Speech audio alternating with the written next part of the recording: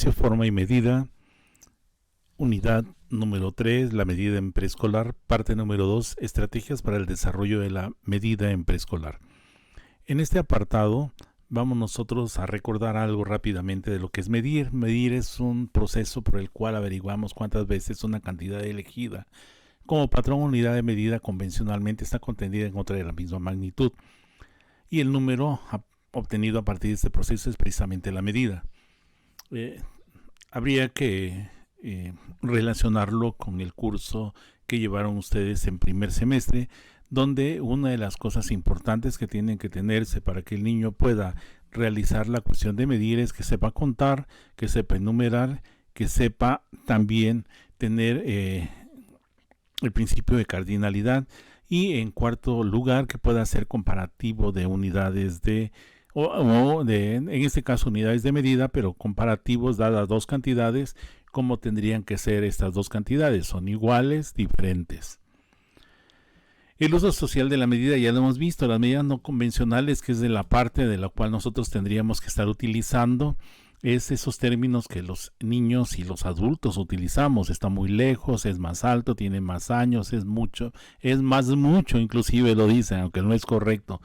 Y en la parte no también de lo que los niños le dicen a sus mamás, a sus papás, te quiero desde aquí hasta el cielo.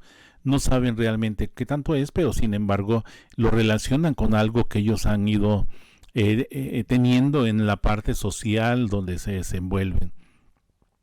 Las medidas no convencionales, pues haciendo un resumen, es comprar medio kilo de pan, está las convencionales, está 200 kilómetros, centímetros de listón, y también una de las cosas que señalábamos, que ustedes han tenido contacto, y los niños también, con muchos instrumentos de medición, uno de ellos que es de mucha utilidad y mucho uso en el último año, este año de pandemia, es el termómetro, la regla, el metro y la balanza.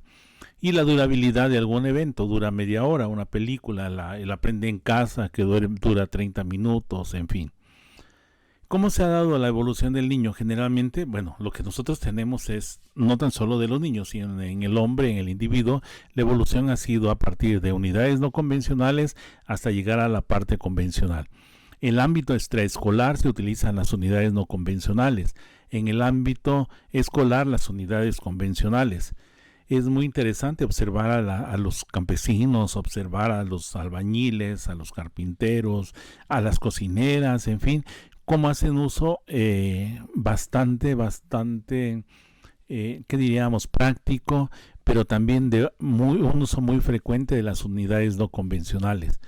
Hay muchas personas que no saben leer ni escribir y no usan las unidades convencionales, usan las unidades no convencionales. Se siguen utilizando. Hay una señora que nos entrega crema cada determinado día, si no nos vende por litro, nos vende por vaso. Cuando vamos a comprar algunas cosas también nos las van a vender no utilizando una unidad convencional, sino utilizando unidades no convencionales. Los niños desde muy pequeños empiezan a establecer comparaciones vinculadas con la medida. Esto es largo, aquello es liviano, está vacía, me diste más refresco o me le diste a mi hermano más refresco que a mí, esto duró mucho tiempo, yo no quiero ir a clases porque dura mucho tiempo, no quiero ir a un determinado evento porque se tarda mucho, aquello es más liviano, esto está más lleno, en fin, son relaciones que los chicos utilizan con respecto a la medida. Y no podemos nosotros decir que están mal, simplemente de que es el uso social que le están dando para poderse comunicar con otros. Ahora, para la parte lo cuantitativo, pues sí, ¿no? Tenemos que establecer cuántas veces algo cabe en otro. Y ya en ese momento vamos a ir nosotros a separar la parte cualitativa de las cuestiones cuantitativas. Una medición efectiva es la acción de superponer una unidad de medida sobre la cantidad a medir y luego contar cuántas veces está contenida dicha unidad. Por ejemplo, una ventana utiliza una medida convencional, una regla a la mejor de 30 centímetros, y yo digo cuántas veces esa regla de 30 centímetros cabe o se necesitan para poder medir esa ventana. Y preguntas, ¿no?, que surgen en todo esto, ¿no?, que muchas de ellas tienen carácter hasta filosófico, teológico. ¿Será posible medir la extensión del espacio? Dicen algunos, de ninguna manera, el espacio es infinito y siendo así no admite término de comparación. Dice, ¿será posible medir la eternidad?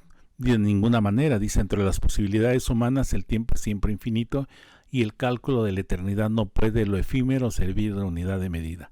Son cuestiones filosóficas. Bien, ¿qué podemos hacer entonces para trabajar intencionalmente la longitud? Como docentes deberán presentar, entre otras cosas, situaciones que impliquen que los niños comparen objetos, igual, menor, mayor longitud, sin necesidad de usar unidades convencionales. Estimen la longitud de dos objetos y luego verifiquen si está correcto lo que ellos señalaron. Ordenar objetos teniendo en cuenta su longitud. Obtengan longitudes de equivalentes a una dada a partir de objetos de menor longitud, utilizando listones, en fin. Midan objetos o espacios utilizando unidades no convencionales.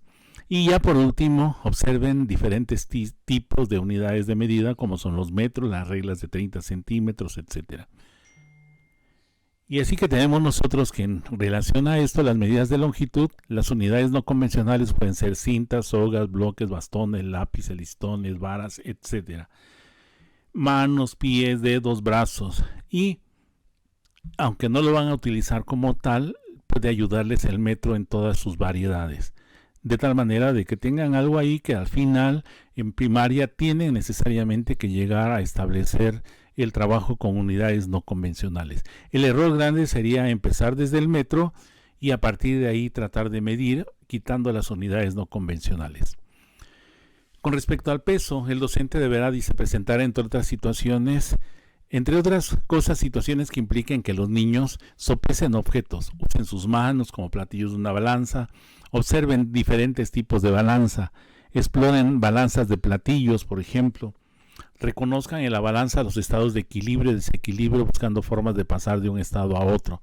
Comparen objetos que tengan igual forma, pero que cuando nosotros los coloquemos en la balanza tengan diferente peso. Y estimen los pesos de objetos, traten de tener una aproximación sin pesar, pero después verifiquen lo pesado. Ahí tenemos algunos tipos de balanzas que los niños pueden utilizar. El de ganchos es algo interesante. Los otros que tenemos aquí también, los de listones, nosotros lo hemos utilizado en el segundo. En lugar de utilizar vasitos como esto, utilizamos platos de los que son un poco rígidos y nos ha funcionado muy bien. Así que para la medida que es el peso, vamos a utilizar objetos de pesos iguales, con formas iguales y diferentes, piedras, digamos trozos de unicel, pedazos de fierro, tornillos, tuercas, en fin, balanzas de platillos de diferentes maneras, monedas, piedras, ya les decía, argollas, pesas de colores, etcétera. Para la capacidad, el docente deberá presentar, entre otras cosas, situaciones que impliquen que los niños comparen recipientes de mayor capacidad a partir de trasvasados, pasarlo de algo a otro. Sí pueden servir los diferentes tipos, ¿no?, de vasos graduados. Yo los puedo hacer con los envases vacíos de refrescos. Puedo utilizar ahí vasos o medir. Bueno, no medir, sino tratar de situar las capacidades dados un determinado modelo con líneas, y que los niños los puedan ir utilizando para poder resolver los problemas que se les presenten. Ordenen recipientes teniendo en cuenta su capacidad, comparen recipientes que tengan igual forma y diferente capacidad. Piaget decía de que esto no se lograba en preescolar. Nosotros lo observamos de que los niños pueden hacerlo en tercer año de preescolar. Él llamaba a esto ¿cómo le llamaba? Perdón. Llamaba a esto de que el niño no podía establecer esto porque todavía no tenía desarrollada la capacidad de poder establecer de que no importaba la forma si tenían el mismo volumen. Y esto es algo muy interesante, que los niños en preescolar lo pueden hacer cuando se les da la oportunidad de poderlo realizar. Estimen capacidades de 2 recipientes y luego verifiquen lo anticipado, como en el caso anterior de las masas. Anticipen cuántos recipientes pequeños se pueden llenar a partir de uno grande y viceversa. Esto los padres de familia pueden ayudar mucho para que puedan hacerse, ¿no?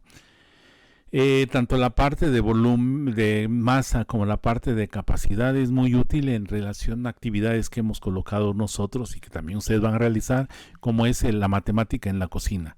Es fabuloso el poder trabajar esto.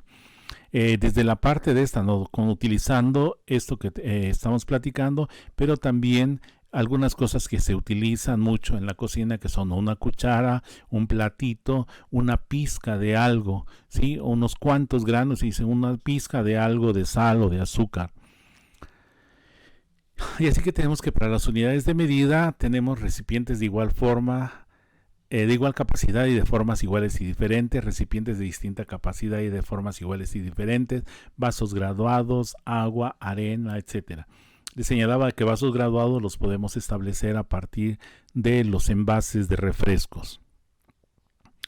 Y el tiempo, que es algo muy interesante, el docente se deberá presentar entre otras situaciones, entre otras cosas, situaciones que impliquen que los niños comparen duraciones de canciones, por ejemplo, de sonidos, acciones que se realizan, observen diferentes tipos de reloj, ordenen canciones, sonidos, acciones, estimen duración de canciones, utilicen calendarios, utilicen un calendario diario, por ejemplo, para saber qué es lo que realizan durante toda la mañana.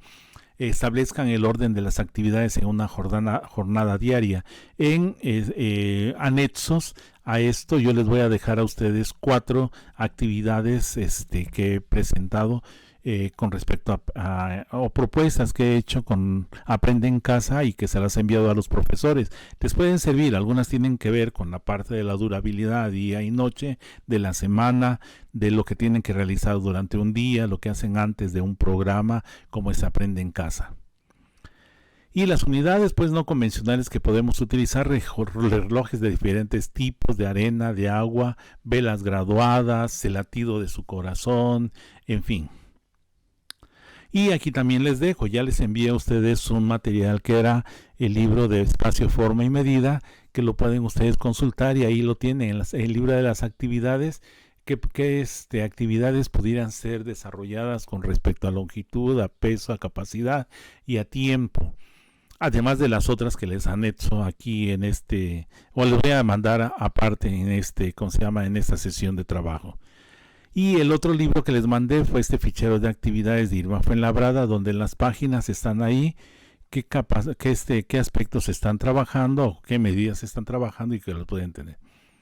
Y de Aprende en Casa, las actividades del 21 de enero, el 2 de febrero, del 11 de marzo y del 27 de mayo del 2021. Bien, esto es todo con respecto a esta tercera unidad ya, y nos quedaría solamente el poder hacer diseño de actividades con respecto a medición. Buenas tardes o días, dependiendo de la hora en que estén ustedes observando este video.